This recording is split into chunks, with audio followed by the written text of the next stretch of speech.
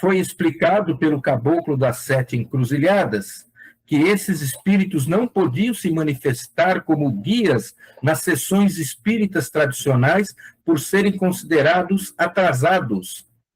Nós vimos lá, lembra? Que o Zélio foi para a Federação Espírita de Niterói e houve um alvoroço lá, porque ele falou que era um caboclo, né? Então, que ali não era lugar daquela entidade fazer parte.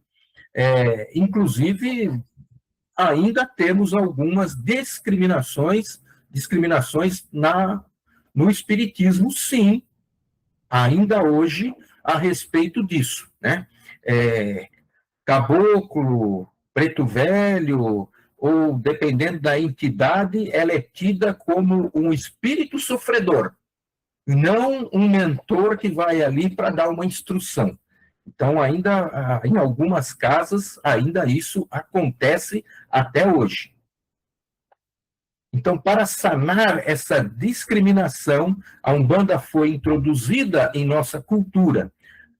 A diferença da linha kardecista e a Umbanda é que a primeira só trabalha com energia dos médiuns e do espírito, enquanto a nossa Umbanda, além disso, manipula os elementos terra, ar, fogo e água, explorando o conhecimento dos índios e pretos através das ervas, ponteiros, imagens, charuto, pólvora, que é fumbanga, e guias de proteção, além da grafia mágica da Pemba, giz em forma oval. Então, tem aí na apostila também, eu vou trazer um pouco a respeito desses elementos, terra, fogo, água, ar. Realmente, a linha de Kardec, né, a linha espírita, ela trabalha, sim, com a energia de médium e de espírito só. Vamos colocar assim, ela trabalha com essa linha, com essa energia, mas porque ela não fala que ela trabalha com terra, ar, fogo, água. Mas eu vou trazer alguns exemplos aqui dentro da apostilas, dos livros espíritas, por exemplo, como o próprio André Luiz, em Nosso Lar, que é o primeiro livro que ele psicografa, que tem aí até filme e tudo mais, que nós vamos ver que os espíritos trabalham, sim, com a energia da terra, do ar, do fogo, da água, com fluidos que eles vão buscar na natureza para auxiliar encarnados e desencarnados, mas é de uma outra forma. Então, na verdade, aqui, na Umbanda, isso é mais contundente, tá? Essa grafia mágica são os pontos que os caboclos, os pretos velhos, ou qualquer guia desenha, né? Escreve, é o ponto dele. Isso daí é a grafia mágica. Nós vamos ver aqui na apostila também tem. Isso, abrem-se portais, tem várias coisas que acontecem quando ele risca um ponto, né? Que é muito importante. E ele também trabalha com charuto, com pólvora, com cigarro, com a bebida. Ele trabalha com a energia contida nesses apetrechos que ele traz para poder auxiliá-lo no que ele precisa fazer, no passe, em desmanchar alguma coisa, ou produzir algo para auxiliar a pessoa que ele está atendendo. Tem tudo isso aqui, e isso faz parte da Umbanda, coisa que realmente não faz parte nada disso no Kardec. Então, vamos lá. Além do triângulo, eu deixei de falar aqui, ela aceita e usam as forças dos elementais, que são os duendes e gnomos, terra, silfos, ar, salamandras, fogo e ondinas, água. Bom, Aqui parece história da Xuxa, né? A Xuxa que falava em gnomo, né?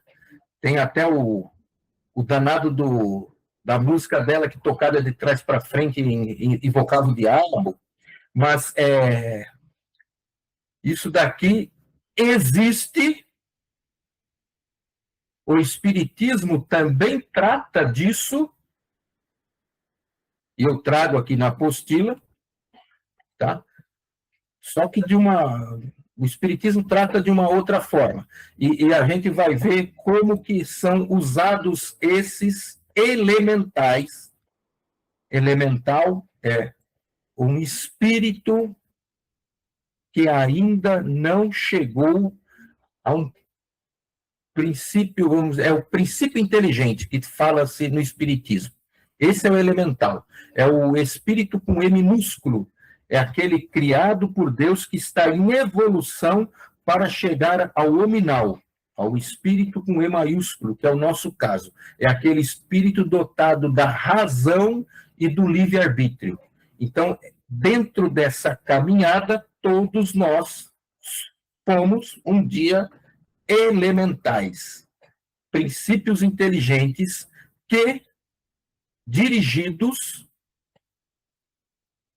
utilizam a terra, o ar, o fogo e a água. Aí nós vamos ver um pouquinho mais para frente aí na apostila. Além do triângulo espiritual, caboclo, preto velho e criança fazem parte da Umbanda várias linhas como ciganos, boiadeiros, baianos, marinheiros, médicos, orientais, que alimentam a parte esotérica e outras que podem eventualmente serem chamadas. Aí nós temos os malandros, tem os boiadeiros, que nem foi citado, então isso vai adentrando também, aos poucos, na Umbanda. Lembra lá, sempre, este culto está aberto a qualquer espírito que participou aqui na Terra, no Brasil, e que queira continuar a evoluir ou que venha trazer algo para as pessoas encarnadas, tá? Então, a Umbanda realmente ela vai abrindo um leque imenso, permitindo que as linhas e linhas variadas.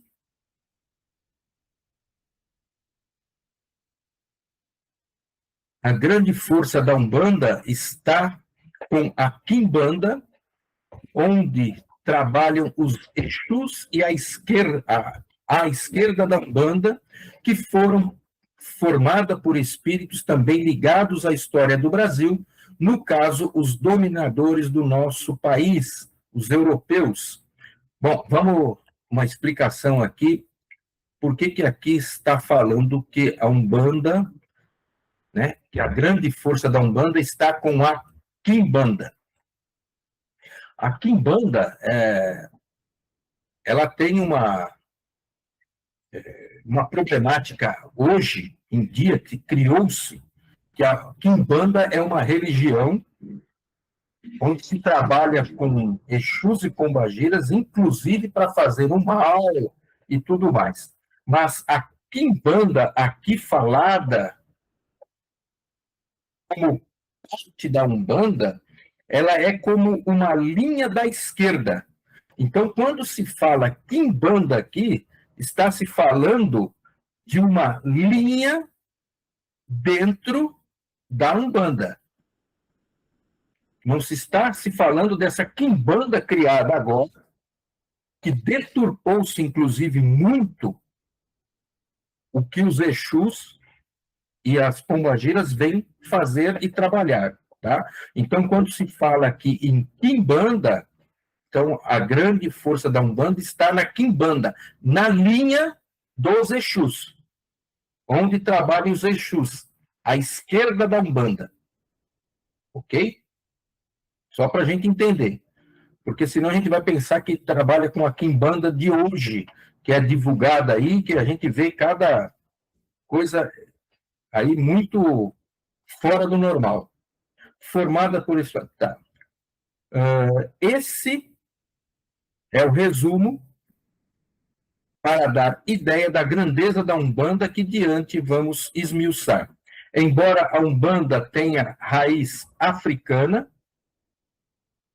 afinal, os escravos e seus descendentes fazem parte do triângulo caboclo, pretos velhos e crianças, ela está muito distante do candomblé, uma religião autêntica da África, e que conflita bastante com os fundamentos da Umbanda, que não vamos mencionar.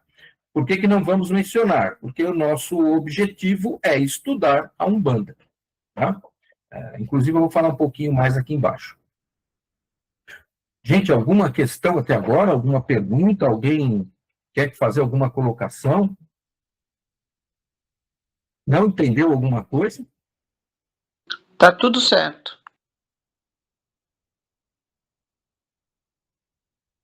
Então, vamos seguir aqui. A Umbanda foi oficialmente declarada como religião em 1908, mas esse episódio está sendo relegado a plano secundário por várias correntes importantes que pregam a Umbanda como existente antes desta data. Nós adotamos a data da oficialização do Zélio de Moraes e os seus ensinamentos básicos, embora todas as correntes mereçam respeito. O tempo vai corrigir as distorções entre os pregadores através da lei do uso e do costume, a lei número 12.644, 16 de maio de 2012, sancionada pela presidente Dilma Rousseff, oficializando o dia 15 de novembro como Dia da Umbanda no país. O dia que Zélio foi lá e fundou, ou criou, ou disse que criaria na sua casa a Umbanda. Tá? Então, aqui, esse dia existe, está sancionado nesta lei de 2012. Como eu falei aqui, se nós formos pesquisar na internet, vai ter gente falando que a Umbanda já existia, porque já tinha esse trabalho com caboclo. Sim, como nós vimos aqui, tinha algumas vertentes do candomblé, que é o candomblé de caboclo, que trabalha. Mas a criação desta, que hoje a gente representa aqui, que está sendo criada aqui, é nessa data, e desta forma, bem diferente do que eles dizem que a Umbanda era.